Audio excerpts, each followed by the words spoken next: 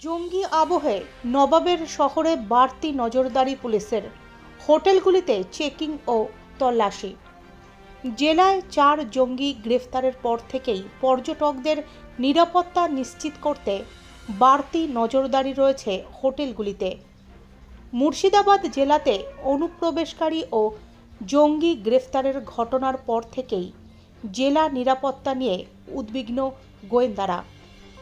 পর্যটকদের নিরাপত্তা নিশ্চিত করতে শহর জুড়ে তল্লাশির পাশাপাশি হোটেলগুলিতে পর্যটকদের সাথে কথা বলেন পুলিশ আধিকারিকরা।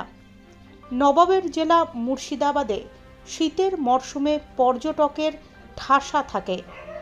জেলা থেকে রাজ্য, দেশ থেকে বিদেশ পর্যটকরা এই জেলায় এসে এই সময় ভিড় জমান। মুর্শিদাবাদ থেকে জঙ্গি গ্রেফতার ও একের পর এক অনুপ্রবেশকারী গ্রেফতারের পর থেকেই উদ্বেগ বেড়েছে জেলা জুড়ে। শহরের নিরাপত্তা ও পর্যটকদের নিরাপত্তা নিশ্চিত করতে সোমবার রাতেই লালবাগের মতিঝিল থেকে মুর্শিদাবাদের হাজারদুয়ারি সংলগ্ন হোটেলগুলিতে তল্লাশি চালায় ও রেজিস্টারগুলি খতিয়ে দেখে পুলিশ আধিকারিকরা। অপ্রীতিকর কিছু নজরে পড়লে পুলিশকে খবর দেওয়ার জন্য আবেদনও করেন তারা।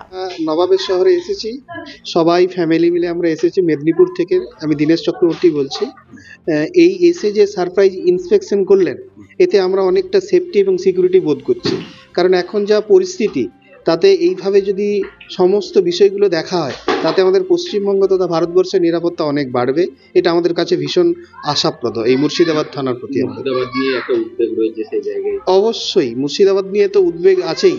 যে কথা আমরা শুনতে পাচ্ছি সোশ্যাল মিডিয়া থেকে শুরু করে ইলেকট্রনিক মিডিয়া থেকে প্রিন্ট মিডিয়াতে আমরা শুনছি, আমরা সত্যি ভীষণ খুশি যে এইভাবে প্রশাসন প্রত্যেকটা হোটেলে আসছে এবং ওনারা ওনাদের দায়িত্ব এবং দায়বদ্ধতা পালন করছেন এবং নাগরিক হিসাবে আমরা যে শান্তিতে শহর ঘুরতে পারি তার একটা যথোপযুক্ত ব্যবস্থা করছে।